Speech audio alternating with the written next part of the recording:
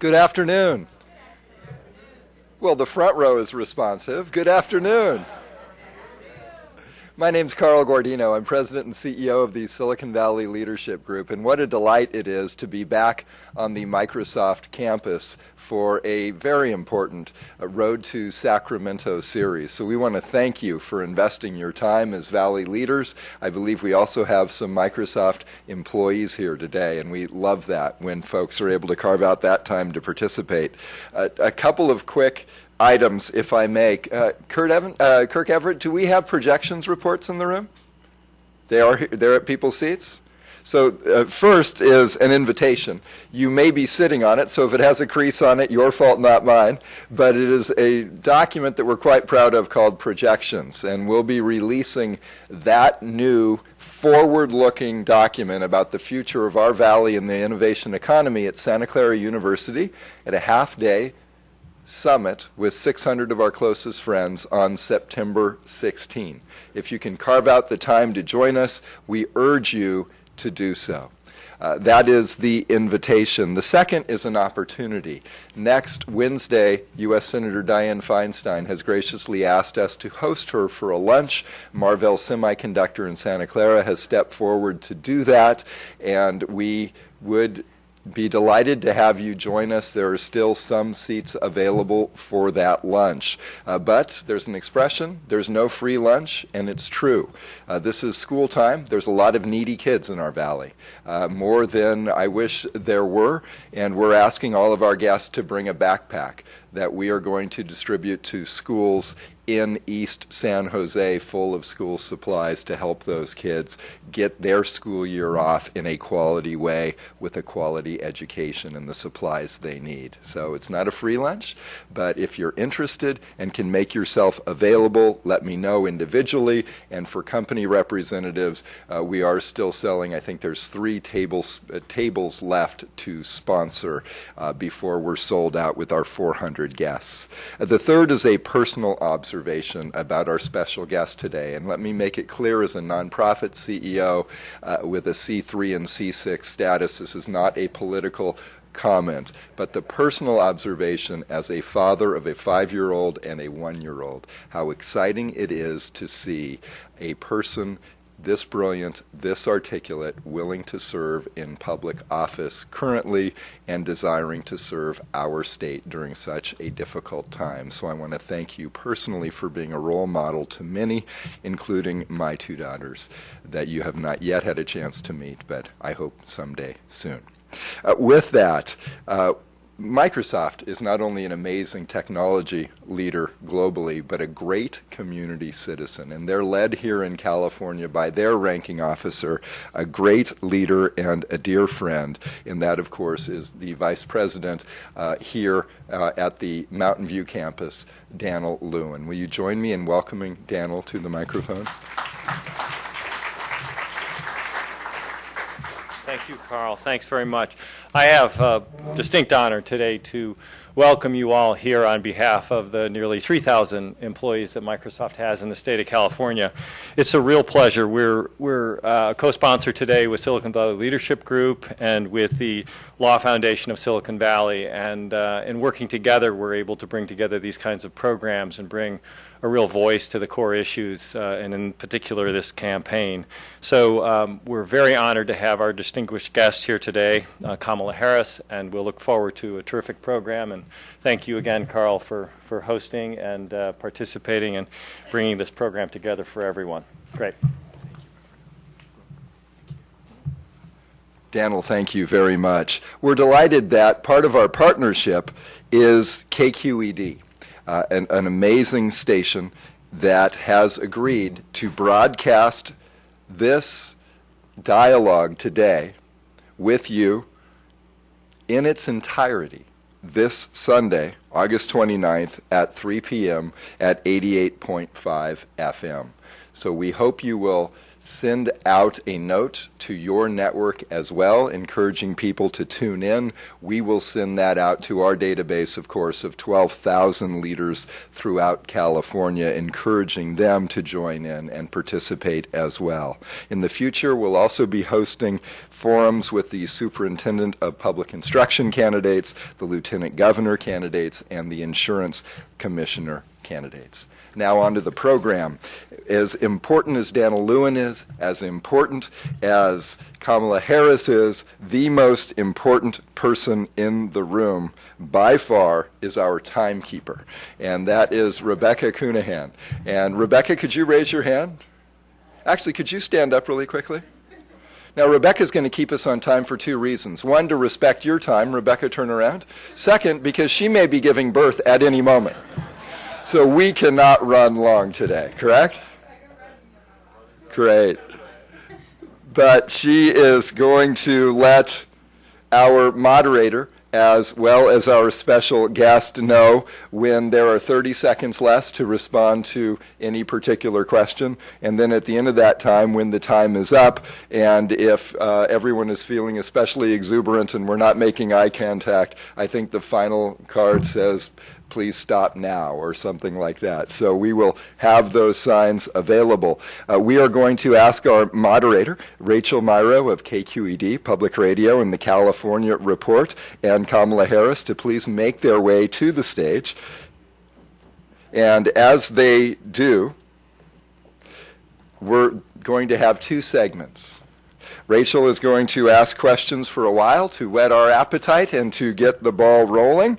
And for each of those questions, Kamala will have up to 3 minutes to respond. So we're not getting sound bites. That's not what she is. She's substance, and you'll get a chance to hear substance.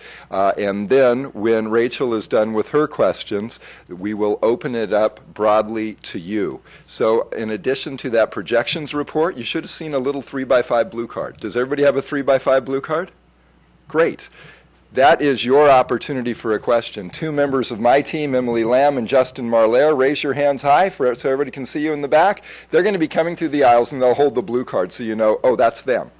Give them your card with your question. Please give it to them as early as possible. I'm going to filter through them so that we avoid redundancy with questions that Rachel will have asked and get to as many of your questions as possible. Now, I'm kind of an old guy, and my eyes are weary, so write clearly, write big, and we'll try to get to your questions. With that, again, join me with a warm Silicon Valley welcome to our moderator, Rachel Myrow, and our very honored guest, Kamala Harris.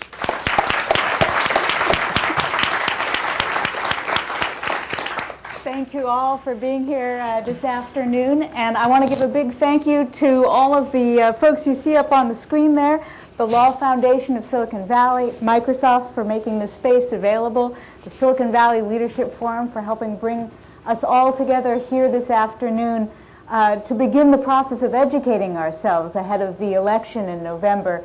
The very fact that you're here, that you're interested, concerned, engaged, is a wonderful, wonderful precedent for the state. We can only hope that people are filling the audience in spaces like this around the state before they go to make their choices in November. Once again, I'm Rachel Myrow, host of the daily edition of the California Report, brought to you by KQED Public Radio. And I want to just take a quick moment here to suggest if you've got a cell phone you haven't turned off, this would be the time to do it. Just so we have your full and undivided attention.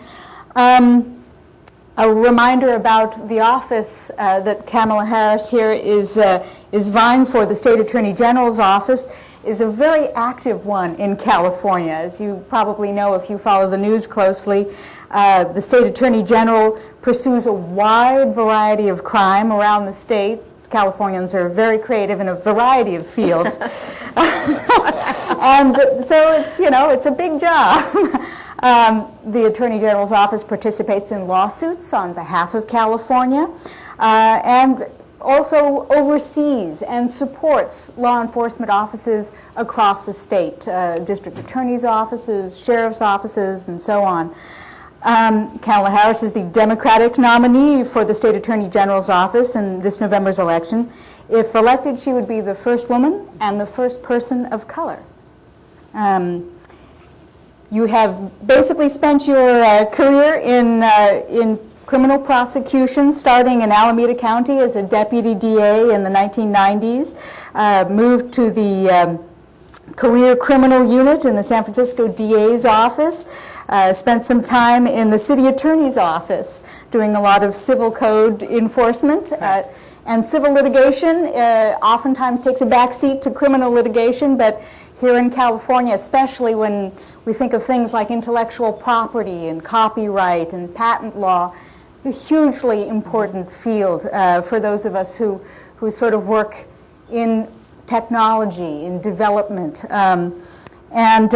If you're looking for a little reading material in the next couple of months, there is a book, Smart on Crime, A Career Prosecutor's Plan to Make Us Safer, that takes a very systemic approach, looking at the trends that lead people to engage in a career of crime and asking the big questions about how we might point them in a different direction. And with that, I guess I'd just like to start by asking a simple question, returning to your current position as district attorney for San Francisco. If there's one thing in particular you're proud of, and why that would be? There are many. And I think the most important aspect of the work that we do is focusing on the smartest way that we can provide public safety. And I think we've done a good job with that. Since I've been the elected DA of San Francisco, and I am now in my second term, we have increased the conviction rates to the highest they've been in San Francisco in 15 years. We have sent twice as many serious and violent felons to state prison. We increased the gun conviction rate from 43% to over 90%. And we also have created award-winning initiatives that have been designated as models of innovation for law enforcement in the United States. And I'm proud of all of that as the accomplishment of one goal, which is improving public safety. And I wrote the book Smart on Crime to talk about that and how I think it looks when we are most efficient and effective in achieving public safety. And the spirit behind it is my belief that for too long we have thought of criminal justice policy in a very simplistic way, which has been to offer people one of two positions in terms of their approach to criminal justice policy. And those two positions are either one is tough on crime or one is soft on crime, instead of considering whether we should think of a different category, which is, are we smart on crime? And looking at the issue from the perspective of maximizing public safety around a balance between reacting swiftly and with certainty when we have to, but also preventing crime from happening in the first place as part of our goal of achieving public safety. But to go back to this, one of the first things you just said, talking about raising those rates, people do look at those numbers. Is there anything in particular that you instituted when you came into the office to make sure that there would be numbers to point to for people who ask, are you tough enough on crime? Sure. There were a number of initiatives that I started right after being elected to achieve, I think, the goal of improving the conviction rates, in particular around serious and violent crime. And a lot of them had to do with just recognizing the fact that in order to achieve the goal, we should recognize that this is a law office, a public law office. So although the office may be attained through a political process, once one is there should be an understanding that it should be run like a professional law office. So that meant focusing on a lot of what some might consider to be the mundane, which included dealing with the fact that in San Francisco in 2004, 2/3 of my lawyers did not have email when I walked in there. Microsoft, can you believe this? It meant, right? It meant dealing with the fact that we needed to have training programs that nurtured the bright lawyers who were in that office. It meant recruitment strategies. It meant putting in place a filing system, believe it or not. It meant creating a gun policy. When I wrote a gun policy, some said, well, why? I said, well, guns kill. And so we're going to take those crimes seriously. And as a result of all of that focus, we have increased the conviction rates. And in large part, it is the function of a priority, but it is also the function of dealing with the mundane that is necessary to achieve the broad sweeping goal. Looking east to Sacramento in your hopes of taking that office, presumably they've got email over there. Do you have another idea that you would like to institute a reform you have in mind? Well, I use that example, to your point, as an example of what is an undeniable fact, which is that in many ways we in government, and my entire adult career has been in public service, we in government are functioning with many systems that are absolutely obsolete. And again, falling under the rubric or the category of the quote-unquote mundane is a goal of mine to be a leader in the adoption of technology by government in general and law enforcement in particular. Because again, let's look at where we are. And this place, Silicon Valley, is the birthplace of this technology, which has changed the way the world works.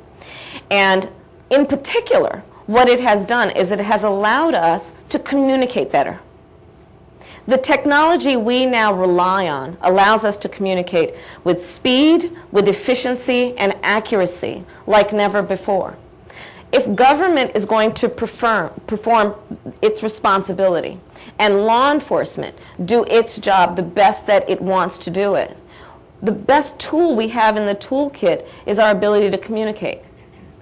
Law enforcement absolutely requires precise, accurate, and quick communication to do its job of catching a thief. And if for no other reason then, this system begs and is shouting for the adoption of technology. There has to be leadership around that in a way that allows us to be courageous enough to admit that we're not doing it so well, and in a way that also allows us to reach out and collaborate with people such as the leaders in Silicon Valley around how we can bring more and better efficient systems to government. And that's one of the ways that I plan to do my work. It will not be the subject of any one of my television commercials, I promise you that. But it is absolutely one of my priorities. No commercials on software? Well, you know, exactly. No commercials on, the detail, because unfortunately we live in an environment where, and this is the part that is the reality of running for office. In this, the largest, geographically largest population, largest state in the country, I've got 68 days left to communicate with millions of people around arguably one of the most important offices in the country, the Office of Attorney General of the state of California. And the way that I am going to communicate with the vast majority of those folks is through a 30-second commercial. And there is a public appetite for for a candidate to speak with a statement that ends with an exclamation point. I have never seen one bit of good public policy that is a sentence that ends with an exclamation point. So it's difficult and it's challenging to talk with people about my priorities in a way, in the way that we have set up this system. And so those priorities that fall under the category, again, of what I call the mundane, don't end in the exclamation point, so it probably won't be the subject of a television commercial, but it is absolutely a priority for me, in fact. You mentioned earlier frustration with a kind of binary approach to the discussion on law enforcement, soft on crime, tough on crime, and yet your bid for Attorney General rests on how you respond for many voters to certain issues they consider hot button issues. A primary one of them being this question of the death penalty. So I ask you personally, what do you think about the death penalty? Well, let me start by saying that my opponents have consistently and are consistently suggesting to the voters that that's the number one issue, when in fact I would tell you the number one issue for voters is they need jobs And they want this state to function in a way that is functional as opposed to dysfunctional. And everyone out there is acutely aware of the fact that we are a state on the verge of bankruptcy, and we need leadership around fixing broken systems. But on the issue of the death penalty, I am personally opposed to the death penalty, and I will follow the law. My position on the death penalty is the same as 4 of the last 9 attorneys general of California, including the current one. Another hot button issue, Proposition 8, a voter-approved ban on same-sex marriages, is working its way through the appeals court. Do you think it's constitutional? I agree with Judge Von Walker, and I agree with the current Attorney General Jerry Brown and the current Governor Arnold Schwarzenegger that it is unconstitutional.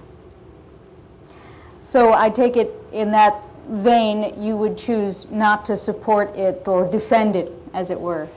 I agree with what the current Attorney General has done and the current Governor has done in saying we are not going to use the limited resources we have as a state to defend a law that a federal court judge has declared unconstitutional.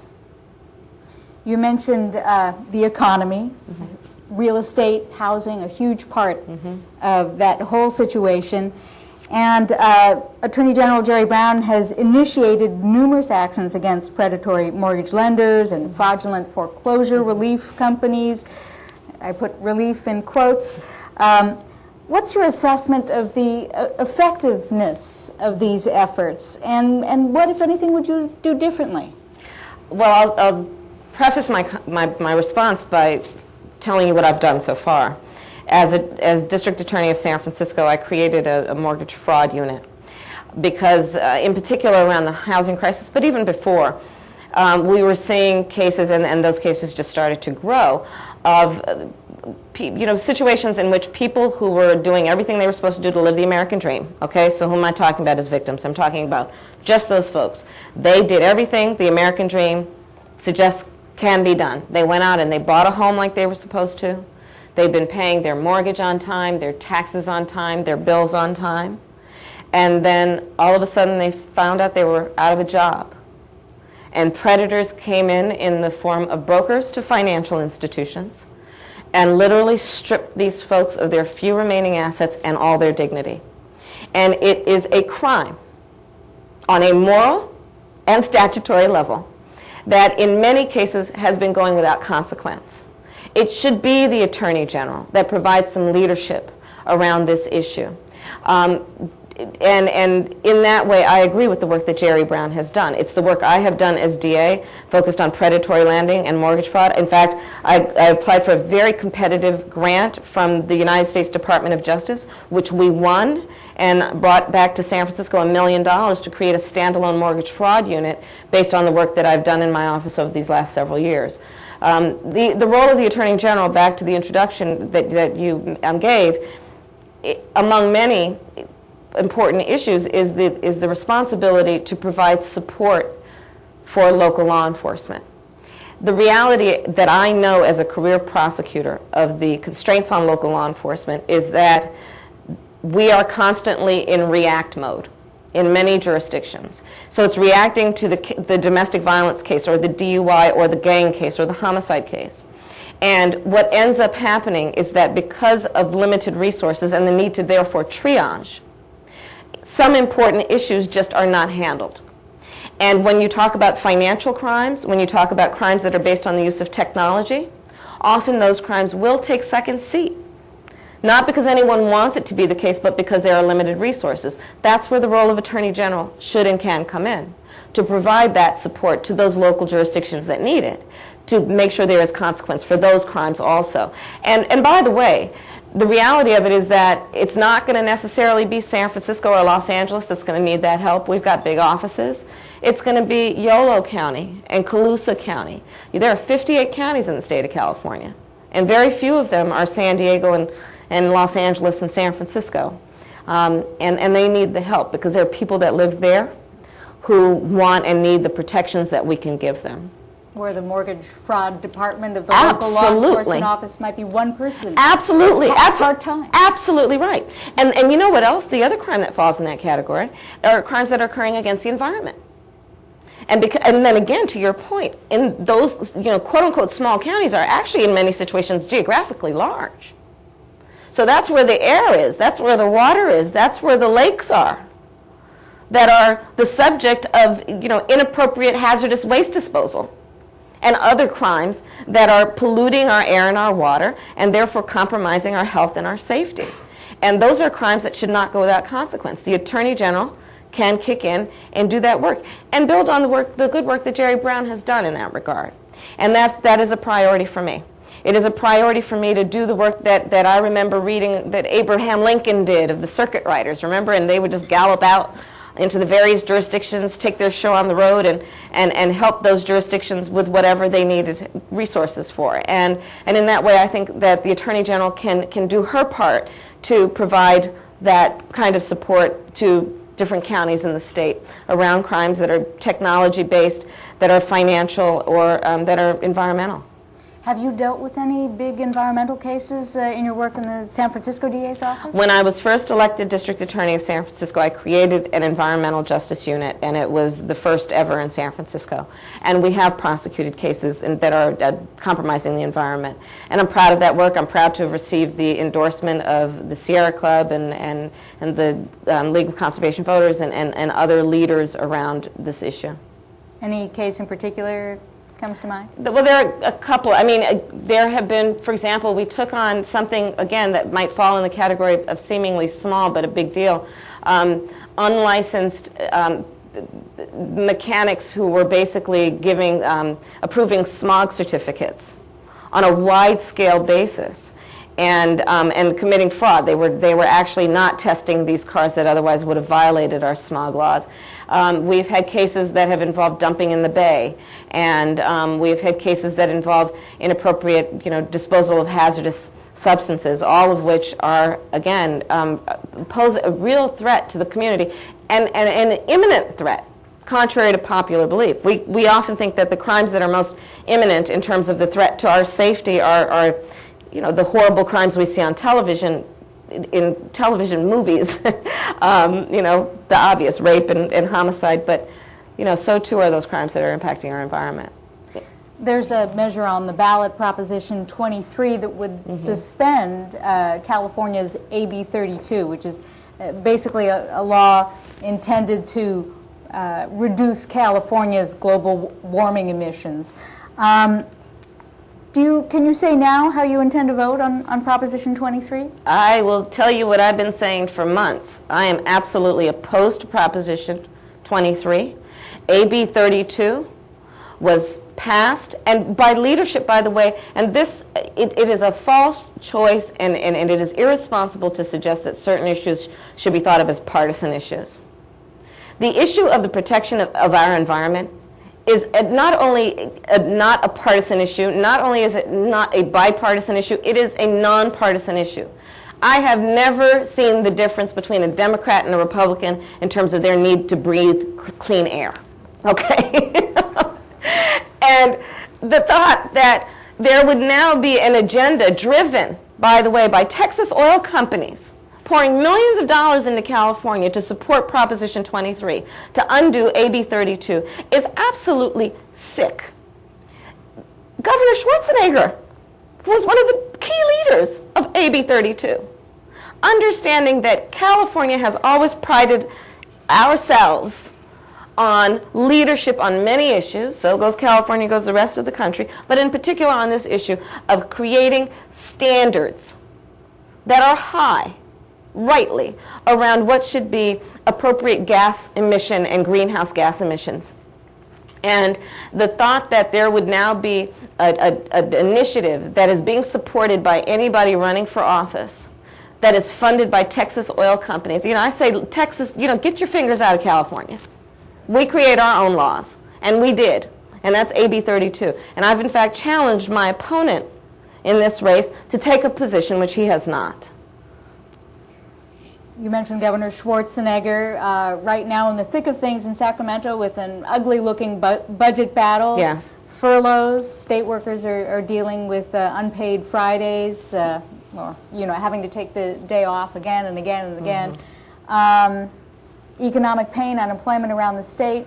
and state agencies asked to do their bit to cut costs. Where do you think there are redundancies? Places you might trim Great. were you to get that post in Sacramento? And I think that's exactly the right way to look at it, which is more emphasis on redundancies and inefficiencies than on trimming, meaning this. It's easy to say, okay, we're facing tough economic times, everybody has to cut. It's irresponsible to do that in a blind manner that just says everyone lob off 20%. Instead, I think we should be using this crisis as an opportunity to critically look at systems and the way they have been functioning, even when we were flush, and recognize that some of them are just broken or poorly designed or carried out. One example of many would be what is happening around the issue of recidivism in California. Okay, that's a big word. Now I'll put it in context. In California, on an annual basis, we release 120,000 prisoners because they have served their time. Within 3 years of their release, 70% recidivate, 70% reoffend. It's the highest recidivism rate in the country. And I would suggest to you that when you have a 7 out of 10 failure rate of any system, I think most of us would say it's time to look at that and see if it's really the right way to do business. 2, it's extremely expensive in terms of what it is costing us with limited resources in this state and what it's costing us in terms of our public safety. What we must do, here's the solution part of my answer, is we have to recognize that if 7 out of 10 of these folks are reoffending after they come out, we should think about what we're doing as they're coming out to reduce the likelihood that they will reoffend and go back in, because it's a revolving door of crime in California. It needs to be shut. I created an initiative in my office that is a reentry initiative called Back on Track, where we focused on the low-level, nonviolent, first-time drug sales offender. It's a public-private collaboration and partnership with the business community, with labor, with nonprofits, with the faith-based community. This initiative over the last 5 years has reduced the reoffense rate for this population from 54% to less than 10%. In fact, the United States Department of Justice has designated my initiative Back on Track as a model for innovation for law enforcement in the United States. But that being said, I'm sure one of your other questions is going to be about my thoughts, because the time card just went up, about the issue of innovation, because if I can just go on. I think that part of again, what we need to deal with in terms of the redundancy issue, to your point, how we're going to save more resources. We've got to look at what the private sector, and in particular Silicon Valley in California, has done so well, which is this concept of innovation. Now, innovation by definition means you are bringing to bear a new idea or a new method or a new device, right? And what we know about that is that whenever you roll out something that is new, no matter how well thought out, well planned, and well designed, when you first roll it out, there will be a glitch. There will be a mistake that will become evident. But when you hold positions like mine, you read about that on the front page of the newspaper. And there is therefore an assumption of risk that an office holder takes if they engage in innovation. And either you got to have almost some blind courage or a lot of political capital, or hopefully a constituency that says we want you to engage in innovation and we're prepared for the fact that you will operate like scientists does with a hypothesis, which you will then have to test, and then you will figure out where the glitches exist. You will reconvene. Pride will not associate with the original design, and you will reconfigure in a way that will produce the desired outcome in an efficient and effective way. We have got to encourage innovation in government in this state and in this country, because without it, we are going to continue to dump these resources into badly designed systems, and in that way, just fall short of many goals that we rightly have. So just a warning to those of you that are perfecting your questions on those blue cards. Is coming up is going to be my last question. Make sure that you pass forward the cards. And with that, let me ask you, an election season racehorse question. I hate those. You knew it was going to come at least at some point. So your Republican rival Steve Cooley has sort of shifted rightward for this election. But he's largely known in Southern California as a moderate Republican. Many people within his own party would criticize him for that. Los Angeles County is a Democratic county for the most part, and it's got a huge population, the biggest in California. How are you going to make your case to these voters who've not really had the opportunity to watch you closely over your career? Well, I'm going to spend a lot of time in Los Angeles, and essentially in terms of the contrast piece, I think that the issue is, first of all, I want to talk with voters about what I plan on doing. I do not want to suggest to voters that they just have to make a, I think that we should look at what can be done with these systems and encourage and want to support the candidate who has shown an ability to be innovative and not invested in status quo. And my opponent in this race, I think, took what would be considered a moderate position on an issue like 3 strikes. But he has also said he would stand with the attorneys general, mostly from the southern states of this country, and oppose health care reform. I don't think anyone would say that's moderate. He has failed to take a position on Proposition 23. I think that's a problem. I think that some people would be surprised to know that he has taken a position on many of these issues that is not the moderate position to take. And I think many people would probably be surprised to know that recently, even at the Republican convention, he called me, what did he call me? What was the word he used? He had names for an activist or a radical. Yes, that was it. So there you go. I think that the bottom line is that the voters in this state are going to make a decision based on what they think is in the best interest of us as we go forward. The decision that we'll make in the next less than 70 days will impact the next 8 years of California. And I think the voters are going to elect somebody that they know actually wants to roll up her sleeves and get the job done, and wants to be in there and improve these systems. And so I'm talking to as many people in Southern California as I can. I invite everyone to go onto my website, www.kamalaharris.org.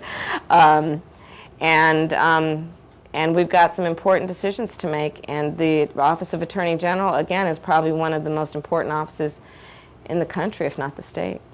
You brought up 3 strikes. This is on, yes? You brought up 3 strikes. How would you change, reform, reconcile 3 strikes with being smart on crime? Well, my policy in my office, which is on my website, has not changed since I came in office, is that I will not, in my office, will not seek a 25-year to life sentence in a 3 strikes case unless the 3rd offense is of a serious or violent nature, but with some exceptions. For example, gun cases. There was a horrendous case involving a notorious offender who actually had lit his son on fire, who came into my office with a case involving illegal possession of a gun. And yeah, I sought a 25-year to life sentence, and that's what he's doing. Arizona became more aggressive in their response to illegal immigration into their state. What direction do you think California should be taking? And in particular, the role of Attorney General? Obviously, immigration, as we have designed the systems of government in this country, is within the jurisdiction of the federal government. And that, I think even the President of the United States has said, has been a failing of our federal government, which is to take this issue on and fix it. And, as they say, nature, loves a vacuum or whatever, however that saying goes, but, abhors a vacuum. Abhors, right. Yeah, well, it fills it in any event. And so what ended up happening is that for lack of a meaningful and a smart immigration policy in this country, Arizona did what it did. And there's got to be some leadership. there has to be leadership around recognizing that we have to do what is necessary to enforce the borders, but we also have to do something with the 12 million undocumented immigrants that are in this country, recognizing that it is just not feasible or viable to believe that they're going to, quote unquote, go back. And so let's figure out a way to integrate them in a legal way. And as the president has said, and I agree, not letting them jump to the front of the line, but stand in line like everybody else. And so that's where I am on the issue. We need to have meaningful laws around this issue instead of approaching it like ostriches, because it's not going away.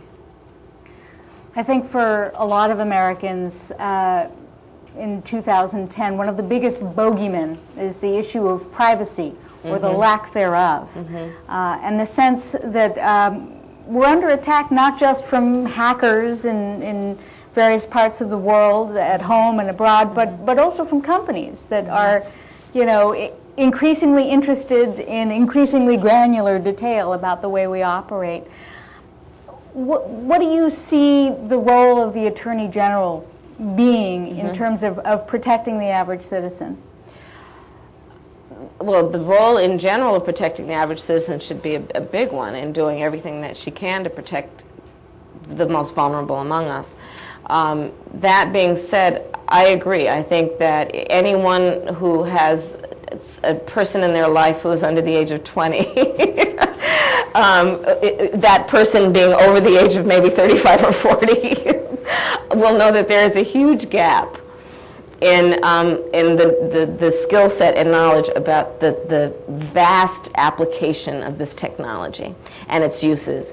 And even among that age differential, you'll see a huge gap in our definitions of privacy. And it's just what it is. If you look at the way laws have been written around something like laws that have come out of the Fourth Amendment, for example, which is the amendment that addresses issues of reasonable or unreasonable search and seizure, and therefore privacy.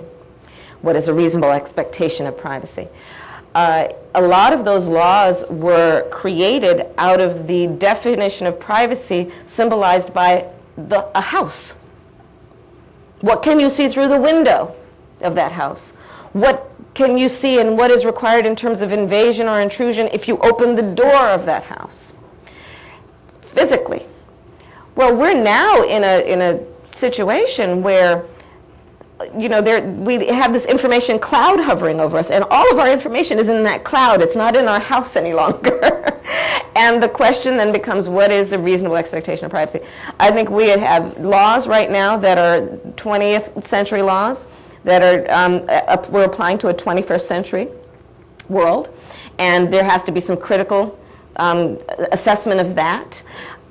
I strongly believe we have got to do everything we can to hold on to people's privacy rights, but we have to recognize that there are changing times, and we're going to have to have the laws adapt to that. On the issue of, for example, what's happening around social networking sites, I've taken a position and actually been part of legislation that says that we have got to have laws that protect children who may be vulnerable to predators. I have been involved with education campaigns with parents. Don't let Susie or little Johnny go into their room alone with their computer, just like you wouldn't let them go into their room alone with a perfect stranger, because that's what's happening.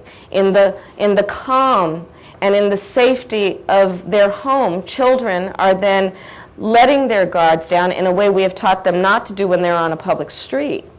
And they are creating friendships and attachments and relationships of trust with perfect strangers that can very well compromise their safety.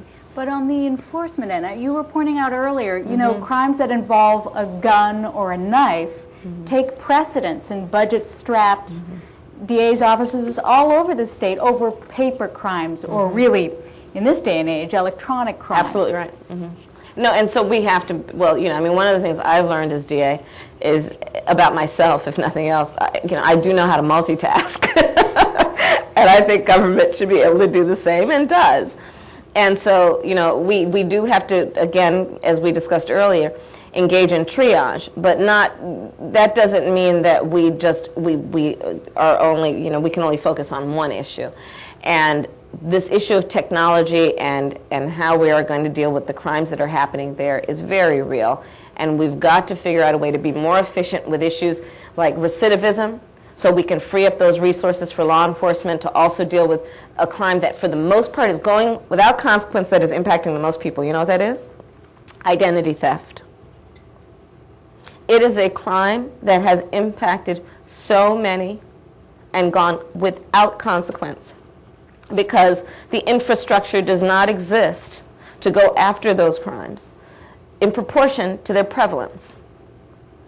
And so again, let's make existing systems more efficient, free up the resources to put them into what is happening in this new world, such as those crimes that are involved with electronics, to your point, or technology. Another question regarding the new world we live in. California is being beaten by unsavory piracy practices, losing much-needed sales tax revenues, largely due to countries that allow this practice. What would you do as AG to stop this? What kind of authority would you have to work with? So it is a big issue. It's an issue that impacts, if you look at the economic centers of our state, there are many, but on this issue, they include as leadership Silicon Valley and then the entertainment industry, all of which are being impacted by this. But the reality of it also, back to the laws about 20th century laws and 21st century living. A lot of our laws around piracy and copyright, for example, were based on the idea that you could, it's based on basically theft. So I take it from you, but technology now allows us to copy without taking. It's interesting, right? And so we have to then start to figure out how we're going to adapt the laws to that fact, and in a way that protects the fair use, but also allows for business to grow and develop and innovation to occur, and does not impede that. And I think that the Attorney General can play a number of roles, which include also the role of I think, convening, leadership in those various sectors around how we can improve the ability to protect that which should be protected. So on the one hand, you're taking this systemic approach, saying, we could do a lot to reduce crime if we approached it differently. But on the other hand, you've got a certain set of laws that are filling our prisons, in fact, overcrowding them. Courts have assessed this fact. It's not an opinion, they're overcrowded. Given all that, how would you address that problem? If you can't just go to the governor and say, all right, I want all these laws changed. Yeah, but it's on the issue of overcrowding in particular, I would suggest to you that that's not a problem. That's a symptom of a problem. The problem is that we have a revolving door of crime in California. The problem is we have the highest recidivism rate in the nation. And so we keep cycling these guys back in and out, back in and out. And by the way, let me tell you, every time I prosecute a felony, it costs me $10,000. Every time I house someone in the county jail, it's $35,000 a year. House someone in state prison at a cost of about $50,000 a year. Investing in a reentry initiative such as Back on Track, the one I've designed in San Francisco, costs less than $5,000 per participant. So let me be clear, because it just does need to be said. I absolutely, as a career prosecutor, am firmly committed to and believe that anyone who commits a crime should be held accountable for that crime, and there should be a consequence for that crime. Focusing on the issue of recidivism is not to the exclusion of that. It is recognizing that once there is that accountability and consequence, the vast majority of the folks that we're talking about are going to re-enter the community where they originally offended. And if we don't do something proactive, they are going to be that subject of that revolving door.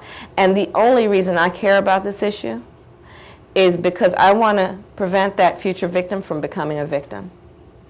And as part of the leadership, hopefully, of the state, I'd like to figure out how we could just be more efficient with limited resources. Speaking of victims, some child advocates in the San Francisco juvenile justice system continue to express concerns with how female juvenile offenders are often prosecuted for prostitution instead of being viewed as victims. How would you address this issue on a statewide level? Well, I have addressed it in San Francisco. So for a while I specialized in child sexual assault cases as a career prosecutor. And what I learned is that a lot of the victims of those cases ended up, I mean, first of all, let me just say those are some of the worst crimes that you can imagine. Just horrible. And what would happen with a lot of the victims is that they would end up becoming, as you can imagine, very vulnerable. And I had a number of them who became vulnerable in particular to those predators we call pimps. And so what ends up happening is that this child who becomes a teenager, this child who was victimized horribly at the hands of someone who held a position of trust with that child, ends up being prey to a pimp, ends up being prostituted on the streets, and then gets treated and categorized in the system at that point as a quote-unquote teenage prostitute. So what I did is I co-founded a group in San Francisco to focus on this population. And essentially what we did is we created a safe house, recognizing that, first of all, we've got to change the conversation and recognize that teenage prostitutes suggest that they're just basically a mini criminal, instead of more appropriately recognizing the experience they've had in their short life. So we worked on changing the term to instead call them sexually exploited youth, created a safe house, and then also I've done the work of, I actually authored legislation right after I was elected DA that was passed that allows us now as DAs in the state to prosecute the pimp or John, not just a pimp or John, which is frankly a very low-level crime in the system, but instead prosecute them as a child molester who was molesting the child in connection with an exchange of money. So that's the kind of work I've already done. And I plan on continuing that kind of focus in addition to the other work we've talked about. And again, just dealing with the fact that there is room for improvement in our systems. And a lot of the improvement will be a function of just changing our perspective on some of these issues. Back to the specific point raised in that card also, there is without a doubt a dearth of appropriate services for girls and women in the system. And we've got to have some leadership around fixing that, if for no other reason, because they will or are mothers. They will become or are mothers. And so if you don't engage in early intervention around known issues that face that girl or that woman, you are likely going to see cycles that will cost us a lot in our criminal justice system, in our public health system, in our social services system. You were mentioned in Slate magazine today in their article about women candidates in the age of mama grizzlies. Oh my. I didn't know that. The article said you differentiate yourself by being tough. Would you care to elaborate? Well, I haven't read the article. I don't know. I don't consider myself, listen, I have principles, I have opinions.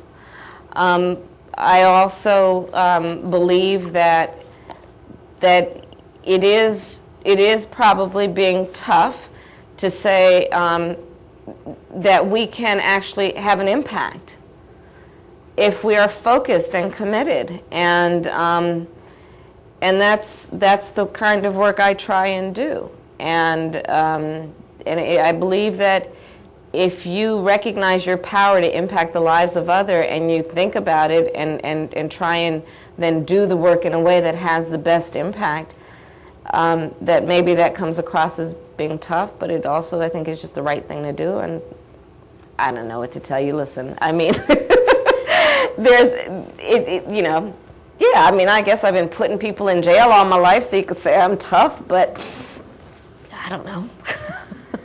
One of the nice things about working on the local level is that you can work with local communities. There's a lot of face-to-face interaction, familiarity that develops. You can develop programs together and work on them closely over a period of years.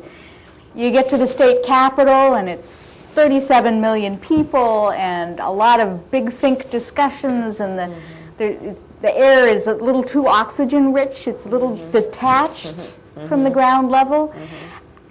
How do you think you're going to be able to differentiate yourself from the current Attorney General should you be elected to replace him? Well, I'm not running against Jerry Brown, and I think Jerry Brown has done a good job as Attorney General. And Jerry Brown ran for the office of Attorney General in a very different world, meaning just a few short years ago. So he created his priorities based on the world as it existed then. And my priorities are based on what I see right now. As district attorney, I remember in the early days, there were a lot of people who would surround me, good, smart people, who wanted to help. And sometimes I'd find them saying, "Oh, Kamala, I'll take care of that." And then early on, I looked up one day and I was sitting in my office all by myself. And I realized, no, this is not good. And I'm saying that I'm exaggerating, but the point is this. Often what happens when you hold these offices is that you can, if you let the natural way that these systems work, you can end up being somewhat isolated, and so the office holder must actively work against that. To that end, I have always had advisory groups. I really like meeting with people. I am most comfortable making a decision when I have had a lot of feedback about the impact of that decision. I always make the decision, and I'm very comfortable making decisions, but I do realize that when I act, it will impact a lot of people, and it's only right to have some sense of how it will play out. And so that means getting to Sacramento and keeping the door open and allowing access and encouraging collaboration.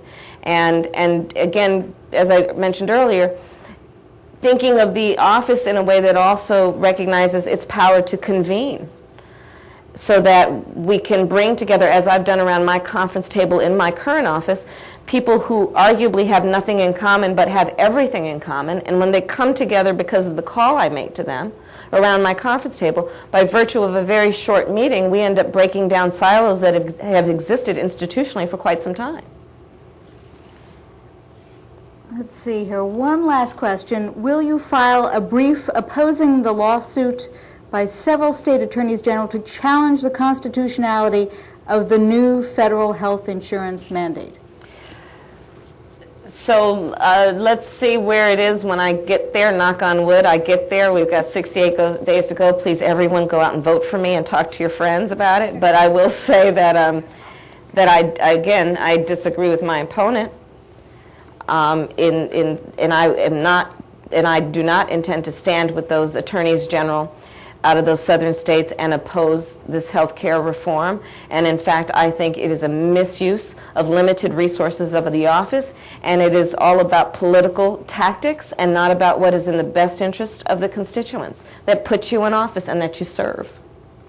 We've got a couple more questions. Okay. Disregard what I said earlier about last question.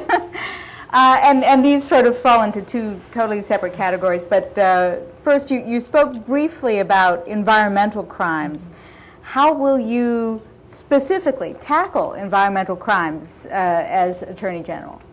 So, as I mentioned earlier, the way that I think of the role of the office is and I think that's clear from the conversation that we've been having.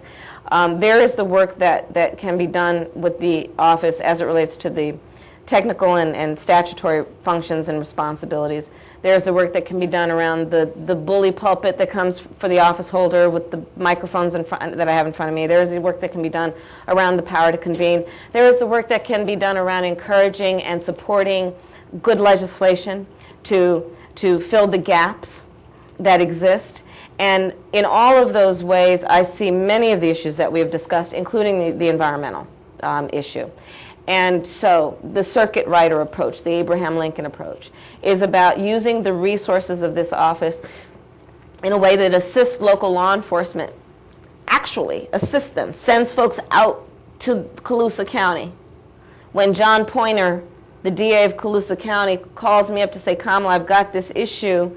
I just right now have got, all of my folks are working on a stack of cases and they can't deal with it, but I know it's an issue. Can you send some relief for us? Or if, Bonnie Dumanis in San Diego, or, Gil Cedillo in Imperial County calls me up and says, hey, Kamala, I've got, not San Diego, no, not so much, because she's got such a big county and she's doing great work there. But, it says to me, Gil says to me, hey, I've got here in Imperial County, we're getting reports of some dumping. And we're starting to hear it, and I might have the resources to deal with it, but my guys need some training. Can you send someone in to do that? That's the kind of work that I think needs to happen and that can happen. Because, again, it's going to be about these crimes happening in specific locations that at first will be probably on the radar of the local law enforcement, which does not probably have the structure or the infrastructure to be able to handle it. So it's about assistance first and foremost. And it is about, again, environmental legislation. So, for example, I've worked already with Jarrett Huffman from Sacramento around legislation that we got passed as it relates to poaching and to some of the issues that impact wildlife. And it is the work that can be done around convening task forces, which is another role of the Attorney General when she's doing the job right, which is to convene local, state, and federal law enforcement around issues that, in particular, cross boundaries and jurisdictions and counties. California's laws against fraud and impersonation are a century old. This kind of stuff was happening before we had computers, before we had cell phones. Mm-hmm. How will you address cyberbullies and e-impersonation? Yeah, that's right. I mean, and again, it's the same point, which is, and to a large extent, is going to be about upgrading the laws around how we define theft. So, for example, impersonation versus identity theft as it takes place through technology. And in that way, when we update and upgrade the laws, then it gives local law enforcement the tools they need to actually go after and make sure there's a consequence for those crimes. So that's the first step. But the second step is also doing the work. Bill Lockyer, when he was Attorney General of California, did something that I see as a model that I plan to replicate on a different issue. Bill Lockyer understood when he was Attorney General that we in law enforcement, to some extent, have an aversion to things that involve math and science. We're smart, but otherwise we would have become engineers. And so he realized that all of a sudden this thing hit the scene called DNA, which it turns out is one of the best crime-fighting tools we've ever had. So through the leadership of the Office of Attorney General, he provided the resources and encouragement for crime labs and for training for scientists to be embedded in law enforcement, to use the science of DNA to help catch a killer. Similarly, I would like to use the role and the authority of that office to provide for the adoption of technology, both around how we do the work of communicating, so bringing in better communication systems, but also in terms of providing the skill set so that we have engineers and the quote-unquote computer scientists embedded in law enforcement in a way that we can then deal with these crimes that involve technology. I'm thinking in particular with something like e-bullying, it gets right at the weak point of law enforcement, which is typically reactive. That's something right. happens, and then it gets into the criminal justice system. And you hit it on the head. And I would say, for the most part, any crime that involves children, starting with that, the best attack is to educate the parent and the kid about how to avoid it. And again, that's about leadership around just using the bully pulpit to provide that public education and to provide a room for conversation around something a topic that people just may be avoiding. Kamala Harris, thank you for joining us. I appreciate It's it. been a Thank pleasure. you. And Thank you. you all Thank for you. joining us as well. Thank you. Will you join me in thanking both Rachel Myrow of KQED and the District Attorney of San Francisco and candidate for Attorney General of California, Kamala Harris. This wouldn't have been possible without the generosity and vision and community spirit of Microsoft and our lead executive for California from Microsoft, Dan Lewin, and his team. Will you join me again in thanking our hosts for allowing us on campus? And our partners at the Law Foundation of Silicon Valley, Jim Bauer, thank you very much. I'd like to thank, if you don't mind joining me, our lead person at the Silicon Valley Leadership Group who organizes these series, and that is Kirk Everett. Kirk, thank you for your work. And with that, thank you all for participating today. We look forward to seeing you at our next Road to Sacramento series.